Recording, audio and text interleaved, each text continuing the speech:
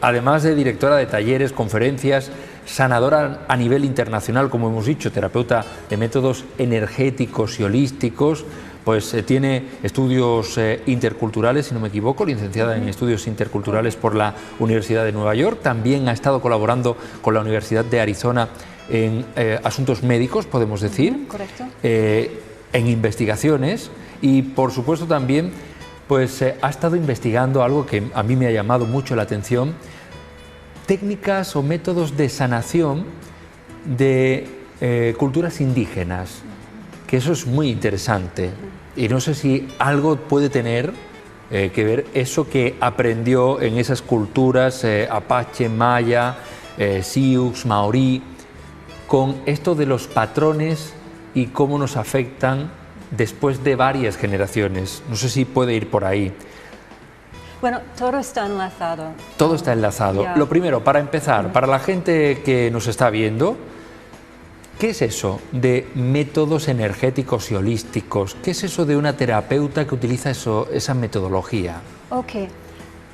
La idea es que una enfermedad obviamente tiene su raíz en lo físico.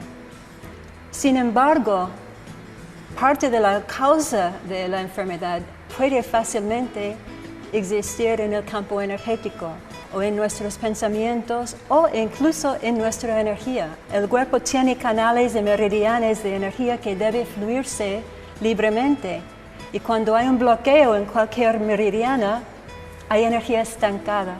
Y energía estancada, después de un largo periodo de tiempo, puede incluso producir un síntoma o una enfermedad física. Entonces, holística quiere decir que se toma el cuerpo entero en cuestión frente al tratamiento de cualquier enfermedad o síndrome. Es decir, que no solamente es el físico, es emociones, pensamientos, energía. Es entonces, un plano más, podemos decir, ¿no? Sí, más entero. Toma todo el ser humano como una entidad complejo, en lugar de mirar a la parte física solamente. Y eso también tiene relación con los patrones de los que hablábamos, esas, vamos a decir, esas actitudes que no sabemos muy bien de dónde vienen ante ciertos problemas y que heredamos sin darnos cuenta de familiares que ni siquiera hemos conocido. Es difícil creer, pero es así. Es decir, primero vamos a concretar qué es un patrón, ¿no? Un patrón puede ser, por ejemplo, la tendencia de vivir bajo mucho sufrimiento. Hay personas que podemos decir víctimas, que tienen un patrón de victimismo. Ellos mismos a veces no sienten capaz de pararlo. Es decir, que ellos pueden hacer investigaciones, entenderlo, ir al psicólogo, verlo tan claramente que están viviendo bajo este patrón, pero no saben cómo desapagar el botón. Ahí es donde, en mi opinión, entra la parte de los antepasados, porque se va más allá de la persona misma. La persona puede llegar a sanar y corregir hasta un punto lo suyo, pero lo que viene de atrás, si hay 3 generaciones, madre, abuela y bisabuela, que han sido por alguna razón mujeres que tienen la tendencia de siempre estar sufriendo, este es casi más grande que la persona viva hoy en día. Por eso entra la idea y las terapias alternativas para, de alguna manera, descargar el patrón en su nivel energético. He visto que personas vean resultados, ¿no? Están trabajando, van a diferentes métodos, investigando, vean un mejoramiento durante un periodo, pero casi siempre, tarde o temprano, el patrón reaparece.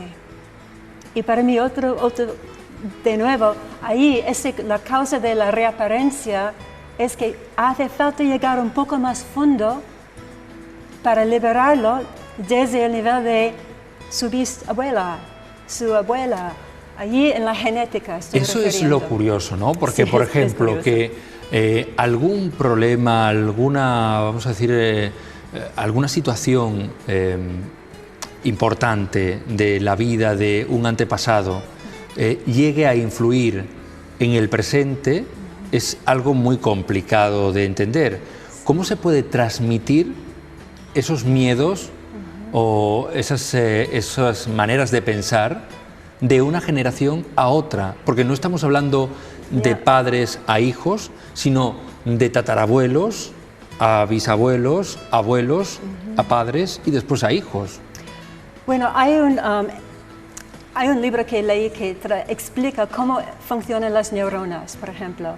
Frente a un flash de luz, todas las neuronas en el cerebro están intentando decidir si van a votar sí o no, que entra la información o no. Vamos a decir, ese viene un libro, que es solamente un flash de luz de una cámara. Entonces, siguiente vez que reaparece un flash de luz, pasa el mismo sistema. Las neuronas están pensando, ¿votamos sí o no?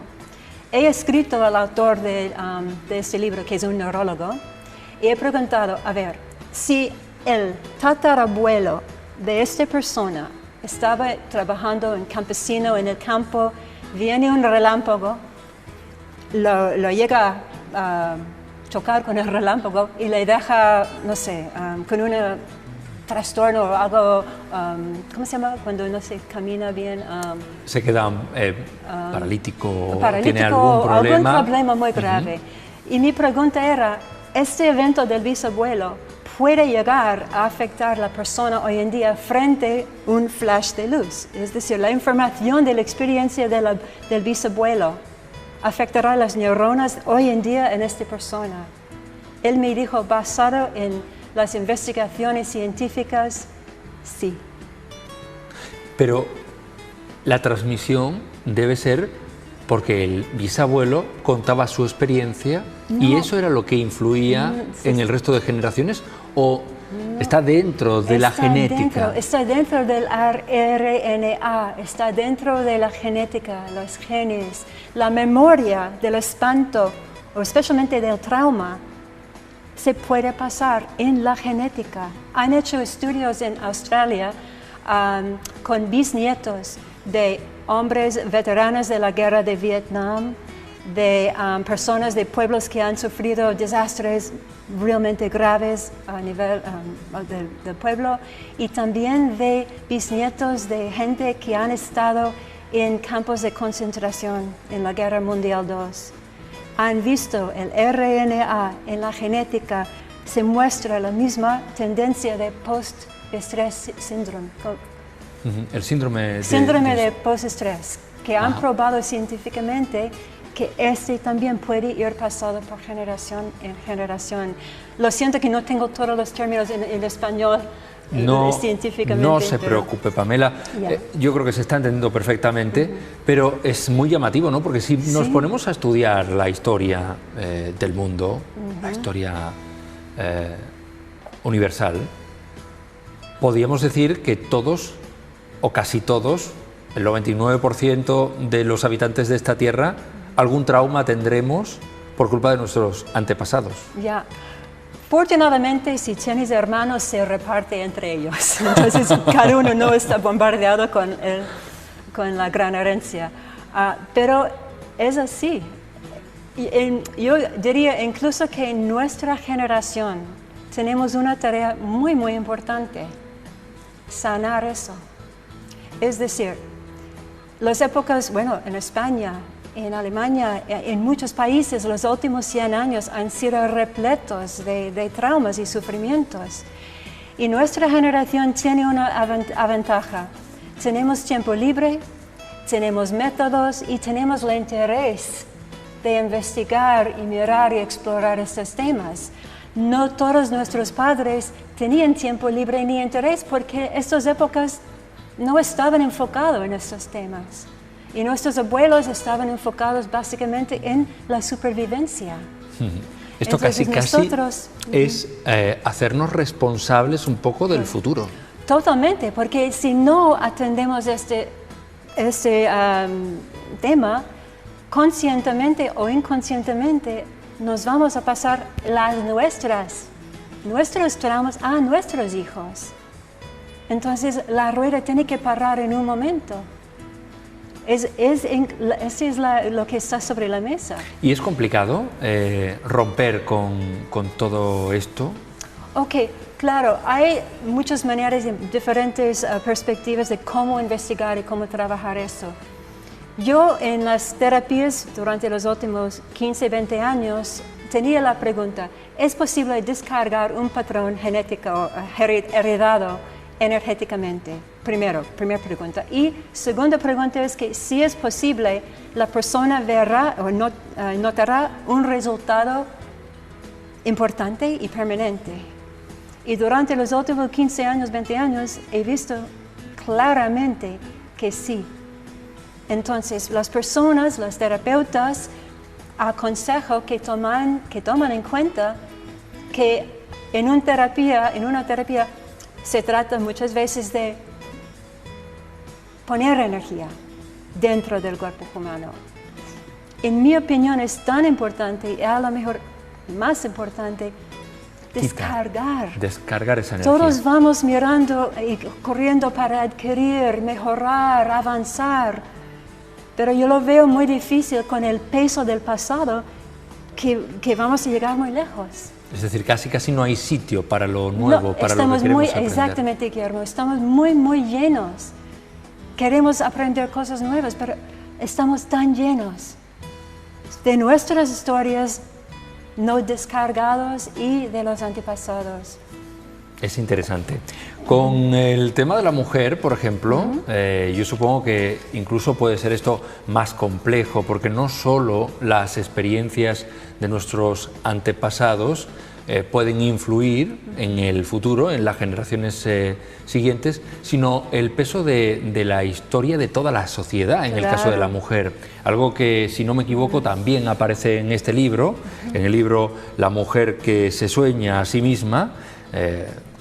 Pamela Phil publicaba este libro que ha tenido muy buena acogida, muy buenas críticas. De hecho, sirve de modelo incluso en algunos talleres, en algunas enseñanzas impartidas por parte de la Junta de Andalucía a través del Instituto Andaluz de la Mujer. Estoy colaborando con ellos. Y de hecho, no sé si tendrá algo que ver, pero sí que tendremos una conferencia en Cádiz el 11 de diciembre, si no me equivoco, por parte de Pamela, con un tema interesante, cómo vivir mejor con la que está cayendo, podríamos decir, ¿no? Exactamente. Y es interesante el tema, pero la mujer también, podemos decir que tiene la mochila más llena aún que el hombre, porque tiene que soportar además ese peso de no solo sus antepasados, sino de toda la sociedad, del rol que le ha impuesto la sociedad. Decir que es más pesado, no sé, porque el hombre también tiene su mochila, ¿no? Yo diría que la mochila de la mujer es más complicada. Y las mujeres tienen el beneficio que son en una manera las pioneras de entrar en campos nuevos y innovadoras para explorar y sanar. Pero hay mucho peso. Por ejemplo, la idea de trabajar con las antepasadas y atenderlas también es que muchas mujeres en los últimos siglos no tenían voz. He trabajado con mujeres que tienen hipertiroidismo y casi siempre vienen de linajes de mujeres en las cuales la mujer no tenía permiso de expresar sus opiniones o sus emociones en las situaciones. Entonces, hay mucho trabajo allí, claro. Mucho trabajo para encontrar esas herramientas para poderse soñar a sí mismas, como es uno de las partes de este libro. Dentro del libro, el libro tiene dos propósitos. Uno, hay muchos propósitos, pero uno es que puede servir muy bien para grupos de mujeres, amigas, que están uniendo para explorar y hablar de cosas diferentes. Entonces conozco muchas mujeres que utilizan como un guía y además al final del libro hay todo un capítulo de herramientas, ejercicios, sugerencias de cómo ir soñando tu vida, soñando tu ser, sanando las historias.